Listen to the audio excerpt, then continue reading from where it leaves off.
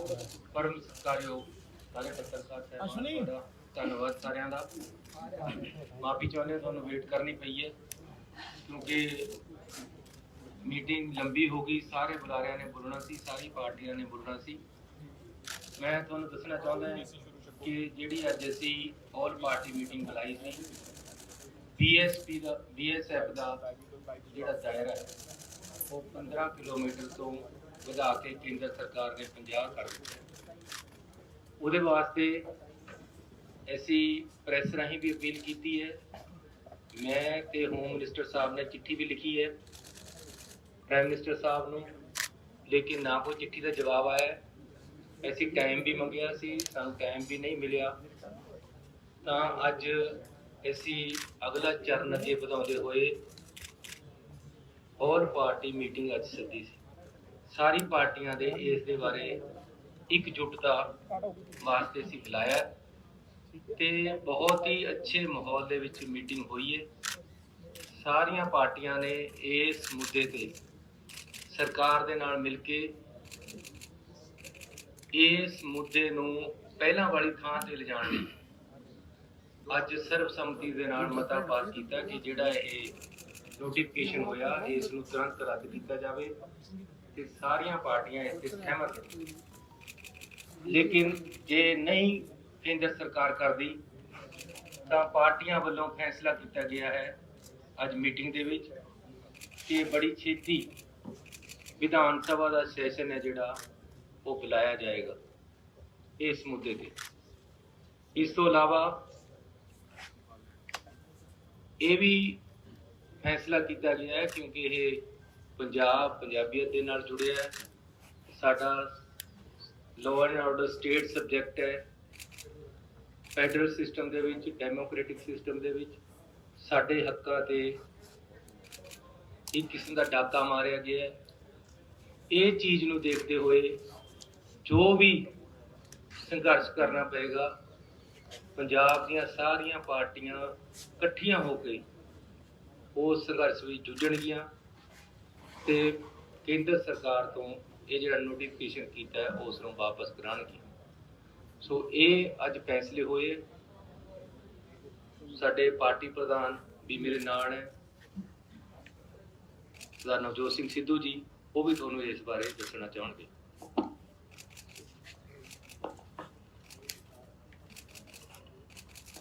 थोड़ा जिहा लंबा बोलूंगा साहब, थोड़ा खैर मकदम।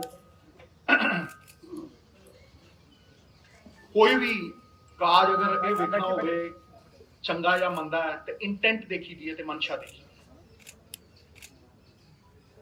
मंशा बड़ी साफ है। सेंटर ना सिर्फ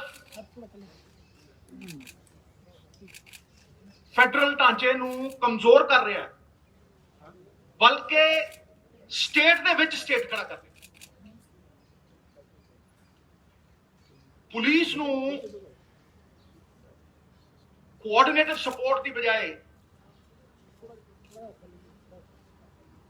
सबस्टिट्यूट किया जाए।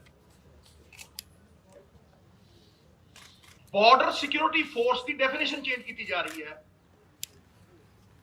बॉर्डर 5 किलोमीटर हो सकता है, 7 किलोमीटर हो सकता है, ट्रैवर्स नहीं कह रहा मैं सीधा ऐसा, लेकिन सूबे के 50 किलोमीटर अंदर किहड़ा बॉर्डर हुंदा अपने निजी स्वार्थों की पूर्ति के लिए ये सारा कुछ किया जा रहा है। इट्स अ पॉलिटिकल गेम, ये पॉलिटिकल मूव है। मैं कैटेगोरिकली कहना,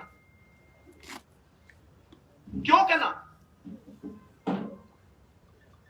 क्योंकि मैं टाइमिंग नूं क्वेश्चन करदा कि जदों इलैक्शन आउंदा 2-3 महीने पहला उदों ही हालात खराब होंदे पंजाब दे, पहला क्यों ना हो गए?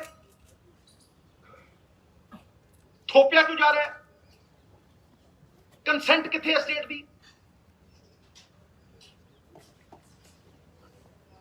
राज दे अंदर एक होर राज खड़ा किया जा रहा है।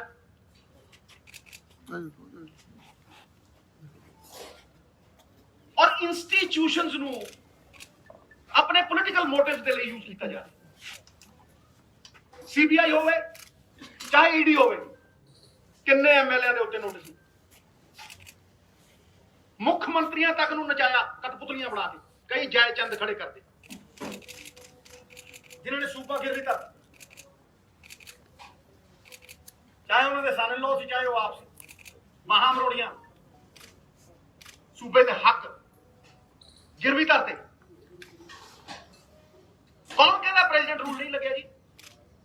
ਅੱਧਾ ਸੂਬਾ ਤੁਸੀਂ ਸਬਜੂਗੇਟ ਕਰਤਾ। ਜਦੋਂ ਅਸੀਂ ਬਾਈ ਇਲੈਕਸ਼ਨ ਦੇਖਦੇ ਹੁੰਦੇ ਉਹ ਕਹਿੰਦੇ ਬਾਈ ਇਲੈਕਸ਼ਨ ਨਹੀਂ ਹੈ ਜੀ, ਤਾਂ ਪੁਲਿਸ ਐਕਸ਼ਨ ਹੈ, ਤੇ ਕੌਣ ਰੋਕੂਗਾ ਇਹਨਾਂ ਨੂੰ? ਵੇਖੋ ਵੈਸਟ ਬੰਗਾਲ 'ਚ ਕੀ ਹੋਇਆ। ਵੈਸਟ ਬੰਗਾਲ ਦੇ ਵਿੱਚ ਮੈਂ ਤੁਹਾਨੂੰ ਕੈਟਾਗੋਰੀਕਲੀ ਦੱਸ ਰਿਹਾ, 240 ਕੇਸਿਸ ਨੇ accusing the BSF of extra judicial torture, 60 cases ਨੇ of extra judicial execution, खत्म मार के।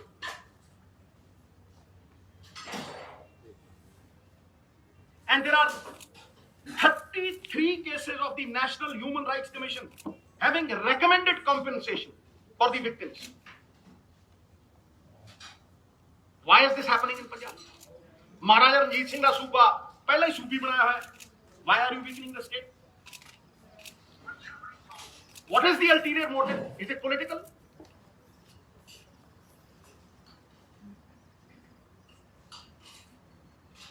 साहब भावें खेती कानून होण ते भावें ये BSF वाली गल होवे, law and order is a state subject. देखो क्लॉज 1 दे विच देखो, order is peace, safeguarding people, tranquility. It is a state subject. ਉੱਥੇ ਕਾਨੂੰਨਾਂ ਜਨਵਰਤੀ ਸੂਬੇ ਦੀ 60% ਕਿਸਾਨਾਂ ਦੇ ਉੱਤੇ ਵਰਚਸਵ, ਕਿਸੇ ਹੋਰ ਦਾ ਆਰਥਿਕ ਕਿਉਂ ਹੋਵੇ, ਰਾਜਨੀਤਿਕ ਕਿਉਂ ਹੋਵੇ।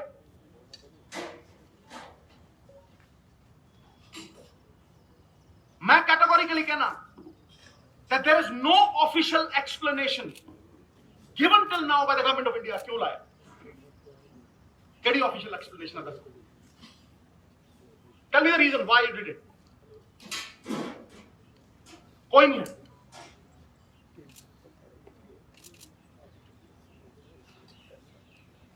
बैकडोर एंट्री करना चाहते। मैं पॉलिटिकल मूव इस करके कहना भी इन्हां दा वर्चस्व है नहीं पंजाब दे विच। There is an outrage, there is a public outrage. कोई वोट पा के राजी नहीं, सीट नहीं जिते, ते जिथे जितना नहीं उत्थे लॉ एंड ऑर्डर अस्त व्यस्त कर दो। सिचुएशन ऐसी खड़ी कर दो कि इलेक्शन ਨੂੰ ਕੰਟਰੋਲ ਕਰ ਲਓ, ਜਿੱਥੇ ਤੁਹਾਡੇ ਕੋਲ ਕੋਈ ਪੋਲੀਟੀਕਲ ਸਪੋਰਟ ਨਹੀਂ ਹੈ, ਜਿੱਥੇ ਤੁਹਾਨੂੰ ਕੋਈ ਵੋਟ ਪਾ ਕੇ ਰਾਜੀ। Is this fair? ਇਹ ਡੈਮੋਕ੍ਰੈਟਿਕ ਹੈ? ਮਹਾਰਾਜ ਕੋਈ ਲੀਡਰੀਆਂ ਕੱਢਣ ਦੀ ਲੋੜ ਨਹੀਂ, ਲੜਾਈ ਲੜਨੀ ਪੈਣੀ, ਔਰ ਕਮਜ਼ੋਰੀ ਦੀ ਲੜਾਈ ਨਹੀਂ ਲੜ ਸਕਦੇ। ਭਾਵੇਂ ਉਹ ਵਿਧਾਨ ਸਭਾ ਸੈਸ਼ਨ ਹੋਵੇ, विधान सभा सैशन जरा ट्रांसपेरेंट और अकाउंटेबिलिटी के ना होवे, सारी दुनिया देखे, पंजाब का एक बच्चा देखे कि किथे खड़े हैं चुने नुमाइंदे, सत्याग्रह होण, धरने होण पार्लीमेंट दे विच, राज्य सभा दे विच, सारे इकट्ठे होकर लड़ाई लड़ीए। ये मुद्दा पंजाब का मुद्दा है, देश का मुद्दा है, फेडरल स्ट्रक्चर का, साडी होंद का मुद्दा है, साडी एग्जिस्टेंस का मुद्दा है। ये मुद्दा इकट्ठे होकर लड़ना पड़ेगा। It cannot be fought alone. We will have to get together and do this. Vidhan Sabha session बुला के रद्द करिए, अमेंडमेंटा तो पासे होकर रद्द करिए खेती कानून। नहीं मनते। की कीता सी जदों पानियां दा मसला होया सी? राजनीति जुरत दी है साहब, गोडे टेकण दी नहीं है। गुरुआं पीरां दी धरती है, जुल्म करना पाप ते जुल्म सहना उदों बड़ा पाप। जय चंदा ने बेचता पंजाब, गिरवी रखता जय चंदा ने। कौन ने वो जय चंद? सारी दुनिया जानती है। किहदी बांह मरोड़दी सी ईडी, ते किहनां नूं ईडी दे नोटिस आउंदे सी, ते कौन गोडे टेक गए? कौन समर्थन करते हैं, कौन कठपुतलियां बन के नचते हैं, they dance to their tunes। उन्होंने खिलाफ लड़ना पैना, स्टेट के हकों के खिलाफ लड़ना पैना। मैं कैटेगोरिकली कह रहा सर, जे नेशनल इंटरेस्ट है तो the best way to do it in a democratic country is to take the states in confidence and convince them। ਤੁਸੀਂ ਥੋਪ ਰਹੇ ਹੋ, ਕਾਨੂੰਨ ਥੋਪੇ, ਹੁਣ ਤੁਸੀਂ ਇਹ ਥੋਪ ਰਹੇ ਹੋ, ਚੁਣੇ ਨੁਮਾਇੰਦੇ ਤੁਹਾਡੇ ਖਿਲਾਫ, ਮਿਨਿਸਟਰ ਤੁਹਾਡੇ ਖਿਲਾਫ, ਐਮਐਲਏ ਤੁਹਾਡੇ ਖਿਲਾਫ, ਲੋਕ ਤੁਹਾਡੇ ਖਿਲਾਫ, ਫਿਰ ਕਿਹਦੇ ਲਈ ਕਰ ਰਹੇ ਹੋ ਇਹ? ਕਾਦੀ ਡੈਮੋਕ੍ਰੇਸੀ ਹੈ ਜੀ? Why are you creating a state within a state?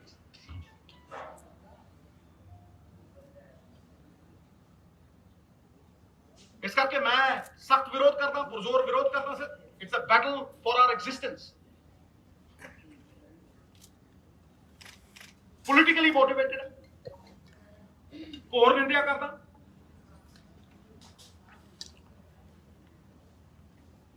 Without obtaining consent of the state government, the notification amounts to encroachment on constitutional autonomy of the states, disregarding the democratic powers of the people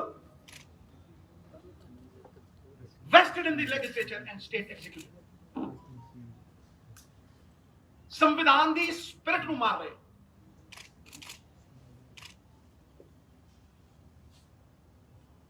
ਜਿਹੜੇ ਲੋਕ ਉਂਗਲ ਚੱਕਦੇ ਆ, ਮੈਂ ਕਹਿੰਦਾ ਦਿਖਾਓ consent state, ਕਿੱਥੇ consent, ਕਿਹੜੀ ਡਿਸਕਸ਼ਨ ਕੀਤੀ ਤੁਸੀਂ? ਫਿਰ ਕਰੋ ਮਨਾ। Therefore,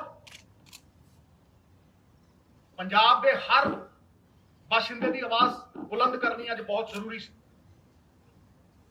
ਸਟੇਟ ਗਵਰਨਮੈਂਟਾਂ ਨੂੰ ਫੈਸਿਲਿਟੇਟ ਕਰਨਾ ਚਾਹੀਦਾ। ਫੈਸਿਲਿਟੇਟ ਸਾਹਿਬ, ਯੂ ਕੈਨਟ ਉਹਨੂੰ ਸਬਮਿਸ਼ਨ ਚ ਨਹੀਂ ਲੈ ਕੇ ਆ ਸਕਦੇ ਤੁਸੀਂ, ਉਹਨਾਂ ਨੂੰ ਨੂੜ ਨਹੀਂ ਸਕਦੇ ਤੁਸੀਂ, ਉਹਨਾਂ ਦੇ ਅਧਿਕਾਰ ਨਹੀਂ ਤੁਸੀਂ ਖੋ ਸਕਦੇ, ਉਹਨਾਂ ਦੇ ਮੌਲਿਕ ਫੰਡਾਮੈਂਟਲ ਰਾਈਟਸ ਤੁਸੀਂ ਖੋ ਨਹੀਂ ਸਕਦੇ।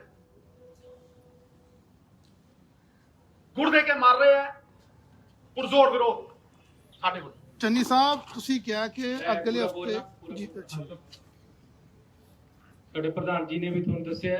ਮੈਂ ਸਭ ਤੋਂ ਇਹਦੇ ਨਾਲ ਨਾਲ ਸਾਰੀਆਂ ਪਾਰਟੀਆਂ ਦੇ ਨੁਮਾਇੰਦਿਆਂ ਦਾ, ਪ੍ਰਧਾਨਾਂ ਦਾ, ਸਾਰੀਆਂ ਪਾਰਟੀਆਂ ਦਾ ਧੰਨਵਾਦ ਕਰਨਾ ਚਾਹੁੰਦਾ ਕਿ ਉਹ ਪੰਜਾਬ ਸਰਕਾਰ ਦੇ ਸੱਦੇ ਤੇ ਅੱਜ ਆਏ ਹੈ ਔਰ ਉਹਨਾਂ ਨੇ ਇਸ ਹਮਨ ਦੇ ਵਿੱਚ, ਇਸ ਯੱਗ ਦੇ ਵਿੱਚ ਆਪਣਾ ਪੂਰਾ ਸਮਰਥਨ ਦਿੱਤਾ ਤੇ ਪੰਜਾਬ ਦੀ ਲੜਾਈ ਨੂੰ ਇਕੱਠੇ ਹੋਣ ਤੇ ਲੜਨ ਦਾ ਭਰੋਸਾ ਦਿੱਤਾ। ਮੈਂ ਪੰਜਾਬ ਦੇ ਲੋਕਾਂ ਨੂੰ, ਸਾਰੀਆਂ ਪਾਰਟੀਆਂ ਨੂੰ ਵਿਸ਼ਵਾਸ ਦਿਵਾਉਣਾ ਚਾਹੁੰਦਾ ਕਿ ਅਹੁਦਾ ਕੋਈ ਬੜੀ ਚੀਜ਼ ਨਹੀਂ ਹੁੰਦਾ। ਇਹ ਮੁੱਖ ਮੰਤਰੀ ਦਾ ਅਹੁਦਾ ਜਾਂ ਸਾਡੇ ਮੰਤਰੀਆਂ ਦਾ ਅਹੁਦਾ ਸਾਡੇ ਵਾਸਤੇ ਕੋਈ ਚੀਜ਼ ਨਹੀਂ ਹੈ ਪੰਜਾਬ ਦੇ ਹਿੱਤਾਂ ਦੇ ਮੂਹਰੇ।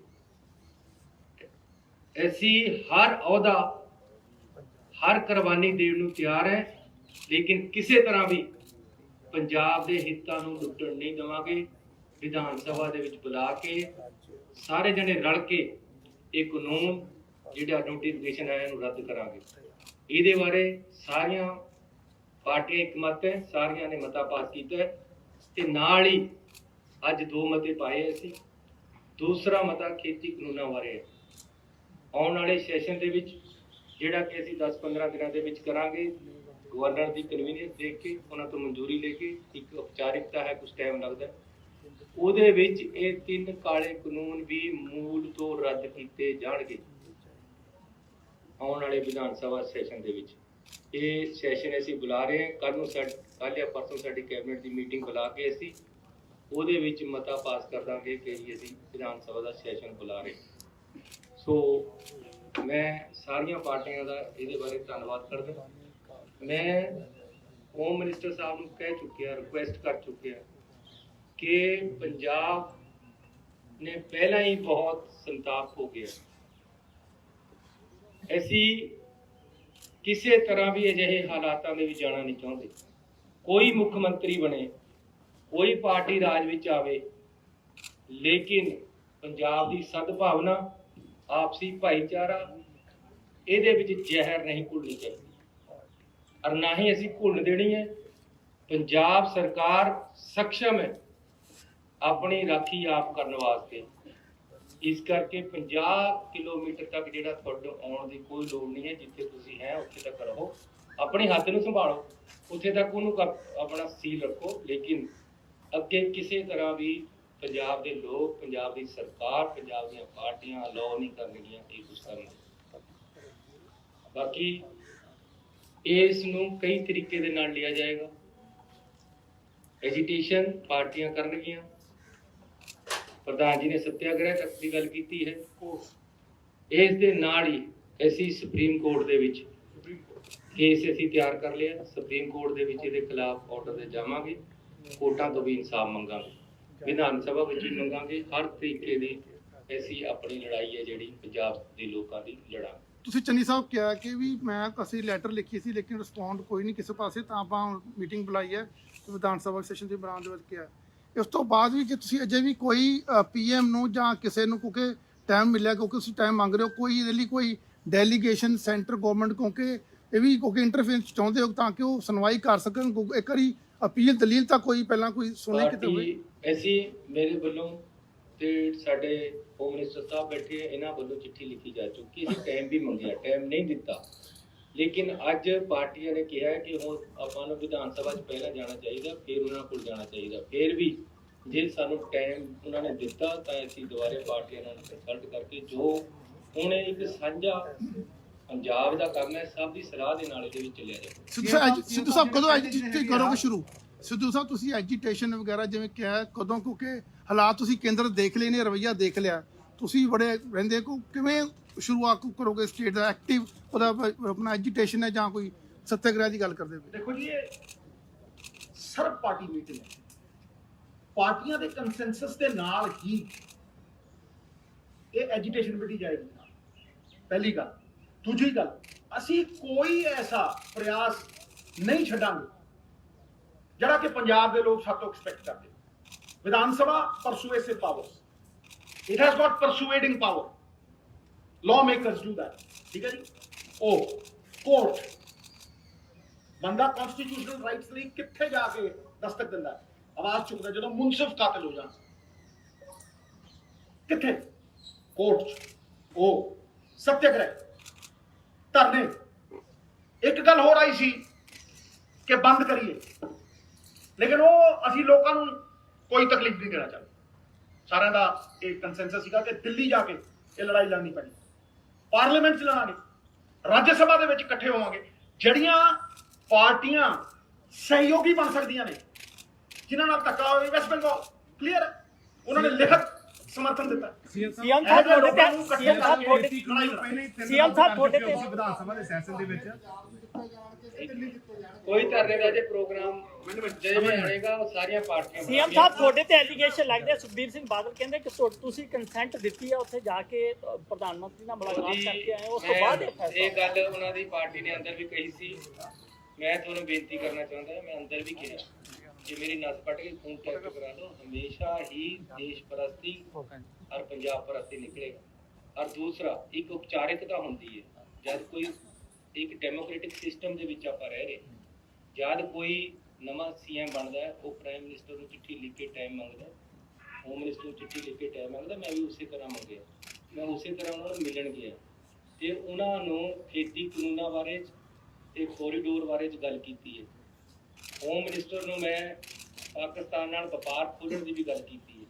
ਮੇਰਾ ਫਰਜ਼ ਬਣਦਾ ਸੀ ਕਿ ਮੈਂ ਉਹਨਾਂ ਨੂੰ ਕਹਾਂ ਕਿ ਜਿਹੜਾ ਬਾਰਡਰ ਹੈ ਉਸ ਤੋਂ ਕੋਈ ਵੀ ਨਸ਼ਾ ਅੰਦਰ ਨਹੀਂ ਆਉਣਾ ਚਾਹੀਦਾ। ਇਹੀ ਗੱਲਾਂ ਹੋਈਆਂ ਔਰ ਇਹ ਉਪਚਾਰਿਕਤਾ ਸੀ ਕਿ ਮਿਲਣ ਜਾਣਾ ਜ਼ਰੂਰੀ ਸੀ। ਉਹਨੂੰ ਇਹ ਗੱਲ ਬਣਾਣੀ ਕਿ ਜੀ ਇਹ ਮਿਲਣ ਗਏ ਸੀ, ਯਾਰ ਇਹ ਤਾਂ ਅਧਿਕਾਰ ਵਧਾਉਣ ਦੀ ਕੋਈ ਡਿਸਕਸ਼ਨ ਹੋਈ ਸੀ ਜੀ? ਉੱਥੋਂ ਅਧਿਕਾਰ ਵਧਾਉਣ ਦੀ, ਏਰੀਆ ਵਧਾਉਣ ਦੀ ਕੋਈ ਡਿਸਕਸ਼ਨ ਹੋਈ ਸੀ? ਬਾਰਡਰ ਸੀਲ ਦੀ ਗੱਲ ਆਉਣ ਤੋਂ ਬਾਅਦ ਹੀ ਕਹਿੰਦੇ ਬਾਰਡਰ ਚੰਨੀ ਸਾਹਿਬ ਮਤਲਬ ਹਮੇਸ਼ਾ ਹੀ ਹੁਣ ਅੰਦਰ ਸਾਡੇ ਪਾਸ ਅਕਾਲੀ ਦਲ ਮਾਨ ਦੇ ਪ੍ਰਧਾਨ ਜੀ ਆਏ ਹੋਏ ਸੀ, ਮਾਨ ਸਾਹਿਬ। ਉਹਨਾਂ ਨੇ ਕਿਹਾ ਕਿ ਮੈਂ ਕਈ ਵਾਰ ਚਿੱਠੀ ਲਿਖੀ ਹੈ ਕਿ ਬਾਰਡਰ ਨੂੰ ਸੀਲ ਕਰੋ, ਇੱਧਰ ਤੇ ਨਸ਼ਾ ਨਹੀਂ ਆਉਣਾ ਚਾਹੀਦਾ।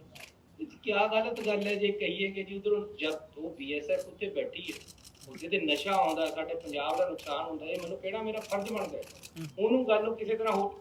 ਮੇਰੇ ਤੋਂ 1 ਮਹੀਨਾ ਪਹਿਲਾਂ ਜਾਂ 15 ਦਿਨ ਪਹਿਲਾਂ ਹੀ ਸੁਖਬੀਰ ਬਾਦਲ ਜੀ ਉਹਨਾਂ ਨੂੰ ਮਿਲੇ, ਹੋਮ ਮਿਨਿਸਟਰ ਨੂੰ।